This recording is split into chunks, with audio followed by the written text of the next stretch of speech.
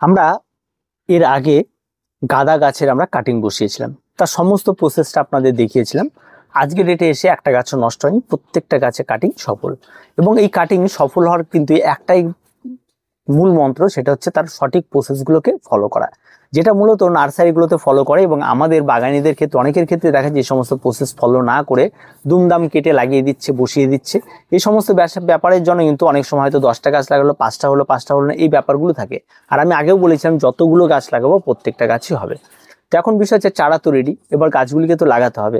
এবার এখন আজকে আগস্ট মাস, এই আগস্ট, সেপ্টেম্বর, অক্টোবর, নভেম্বর, এই নভেম্বর মাস আসলে এই সমস্ত গাছগুলিতে কিন্তু কুড়ি চলে আসবে এবং ফুল ফোটা শুরু হবে।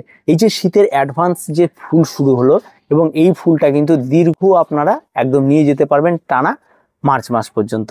তো এই যে আগে যদি গাদা আমরা লাগাতে পারি, তার এটা একটা সুফল যে আপনি বাগানে দীর্ঘ সময় ফুল পাবেন। তো তার জন্য আপনাদের কি করতে হবে? টব নির্বাচন করতে হবে, মাটি প্রস্তুত করতে হবে, এই সমস্ত কিছু নিয়ে আজকের বিস্তারিত আলোচনা। তো শীতের কাজ এখন থেকে যদি আপনারা এই গাদা শুরু করতে পারেন তাহলে কিন্তু স্টার্ট করে দিন, আর দেরি করবেন না। আর যারা সেপ্টেম্বরে লাগাবেন তারা আবার একটু লেটে ফুল পাবেন। আর গাছ কিন্তু অনেক ঝাড় হবে, তার জন্য কিন্তু এই ঝাড়টা যাতে আমরা করতে পারি, তার জন্য এই সময়টা নিয়ে এখন থেকে আপনারা গাদা শুরু করুন। সবার প্রথমে আপনাদের যেটি করতে হবে সেটা হচ্ছে আপনাদের পট নির্বাচন করতে হবে। সবার প্রথমে আপনাদের এই সমস্ত গাছগুলি যেন বড় মাপের পট নয়, অন্তত 4 ইঞ্চি মাপের টব আপনাদের ব্যবহার করতে হবে। এই 4 ইঞ্চি মাপের টবে এই সমস্ত গাছগুলিকে লাগাতে হবে। এই লাগানোর জন্য আপনাদের এখানটায় একটা মাটির মিশ্রণ নিতে হবে, আর এই মাটির মিশ্রণটা অবশ্যই ওয়েলডেনেস মাটি নিতে হবে। যেমন চন্দ্রমল্লিকার মাটির কথা বলেছিলাম, ঠিক তেমন একটা মাটি নিতে হবে।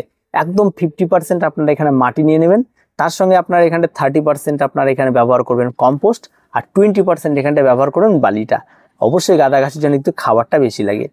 এবার আপনারা নিচের দিকে একটা লেয়ার, যাতে ড্রেনেজটা খুব ভালো থাকে তার জন্য একটা লেয়ার আপনারা এখানটা ব্যবহার করবেন। মানে কোনো পাথরের কুচি হতে পারে, বা আপনার এখানে খেস ব্যবহার করলে খেস ব্যবহার করতে পারেন, দিয়ে যাতে ড্রেনেজটা একদম ওকে থাকে। আর টবের নিচের দিকে ছিদ্রগুলি বেশি করে দেবেন। যদি প্লাস্টিকের টব হয় তাহলে চিন্তা নেই, মাটির টব হলে কিন্তু ছিদ্রগুলি বড় করে দিন, বেশি করে দিন। তাতে কি হয়, যাতে ড্রেনেজটা ভালো থাকে, জলটা বেরিয়ে যেতে পারে। এবার মাটি কমপ্লিট, এবার চারাটি বসিয়ে দিন। এবার চারাটি বসিয়ে দেওয়ার পর অন্তত 5 থেকে 7 দিন হালকা রোদ লাগে, হালকা ছায়া লাগে, আপনারা এমন একটি জায়গায় এটাকে রেখে দেবেন।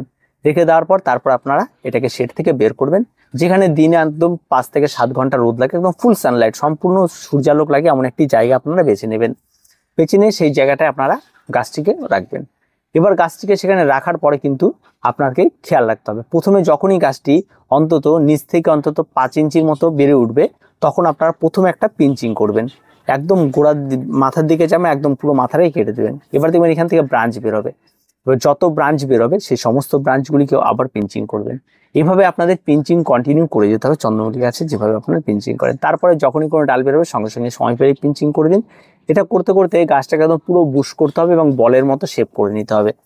এটা কিন্তু আমার দুটো ভ্যারাইটির ক্ষেত্রেই করতে হবে, গাদার ক্ষেত্রেও করতে হবে, এবং সেটা হচ্ছে যে যতগুলি গাদা রয়েছে ভ্যারাইটি, সব রক্ত গাদা হোক বা আপনার ভোলা গাদা হোক, দুটোর ক্ষেত্রেই একই রকম করে যেতে হবে। এবার আসি গাছের খাবার। গাঁদা গাছের একটি খাবার রয়েছে যেটা খুব পছন্দ করে, সেটা হচ্ছে খোল পচা জল। এই খোল পচা জল যদি আপনারা গাঁদা গাছে ব্যবহার করেন তাহলে কিন্তু আপনাদের একটু ধুয়ে শুয়ে ব্যবহার করতে হবে। আপনারা যেদিন খোল পচা জলটি ভেজালেন ঠিক 2 দিন ওয়েট করবেন, তারপরের দিন উপরের থেকে পাতলা যে জলটি রয়েছে, দেখবেন লাল একটা পাতলা জল থাকে, সেই জলটা আপনারা তুলে নেবেন। তুলে নিয়ে আপনারা 200 ml যদি জল তোলেন, তার সঙ্গে 1 লিটার আপনারা 200 ml যদি আপনারা খোল জল তোলেন, তাহলে তার সঙ্গে 1 লিটার জল আপনারা প্লেন জল মিশিয়ে একটা খাবার তৈরি করে প্রত্যেকটা গাছে 200 ml করে আপনারা ব্যবহার করবেন। এর বেশি কিন্তু ব্যবহার করতে যাবেন না, তাহলে কিন্তু গাছ নষ্ট হয়ে যেতে পারে। তো এটা আপনারা ব্যবহার করবেন। আর তার সঙ্গে সঙ্গে আপনাদের আরেকটি খাবার বলবো, সেটা হচ্ছে রাসায়নিক খাবার। এই গাছ ভীষণ পছন্দ করে, কারণ এগুলো মাঠের গাছ, চাষবাস হয়, এরা রাসায়নিক খাবার পছন্দ করে। তাই এখানটায় আপনারা ব্যবহার করতে পারেন ডিএপি, বা আপনারা এনপিকে যদি 1261 থাকে আপনাদের, তাই প্রথম স্টেজে আপনারা 1 থেকে 1.5 মাস এনপিকে 1261 আর এনপিকে 20-20-20 এটা যদি অল্টারনেট করে করে প্রতি 15 দিন অন্তরে একবার করে ব্যবহার করেন, একদিন ব্যবহার করেন 1261, সেটা জলে গুলিয়ে লিকুইড সয়েল লেভেলটাই বেশি পাওয়া যায় 1261, সেটা 200 ml ব্যবহার করেন। তার ঠিক 15 দিন পর এনপিকে 20-20-20 জলে গুলে নিয়ে 200 ml ব্যবহার করেন। এর বাইরে আর কোনো খাবারের প্রয়োজন পড়বে না। এবার গাছ কিন্তু সুন্দরভাবে বেড়ে উঠবে, এবং পরবর্তীতে গাছগুলি কিন্তু অবশ্যই আপনাদের মানে সেপ্টেম্বর মাস, অক্টোবর মাসের স্টার্টিংয়ে কিন্তু একবার রিপোর্ট করতে হবে, কারণ এই গাছ 1 মাসে যতটা বাড়বে সেটা কোনো গাছ বাড়তে পারবে না।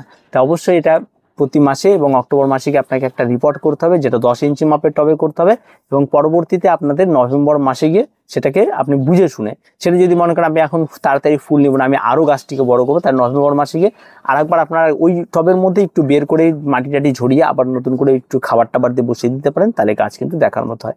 এবং এর আগে আমি একবার দেখিয়েছি, কতবার একটা করেছিলাম, অনেকটা ঝাড় হয়েছে, তো এবছরও হচ্ছে। তো আপনাদের চিন্তা নেই, সবকিছু রেজাল্ট আপনারা পেয়ে যাবেন। তবে গাঁদা গাছ যারা করতে চান তাদের জন্য একটা উত্তম সময়, তাড়াতাড়ি আপনারা ঝটপট বসিয়ে দিন গাঁদা গাছ, আর দেরি করবেন না। যারা কাটিং এ বসেনি তারা কাটিং এ বসিয়ে দিন, আর যারা মাটিতে বসে যাদের কাটিং সম্পূর্ণ, তাড়াতাড়ি গাছ বসিয়ে দিয়ে পিঞ্চিং করা শুরু করে দিন, তাতে যথেষ্ট, আর তেমন কোনো কিছু প্রয়োজন পড়বে না। তার কিছু বলার নেই। ভিডিওটি আজকে এ পর্যন্ত। এই ভিডিওটি ভালো লাগলে অবশ্যই লাইক, শেয়ার এবং কমেন্ট করুন, আর চ্যানেলটিকে সাবস্ক্রাইব করে রাখুন।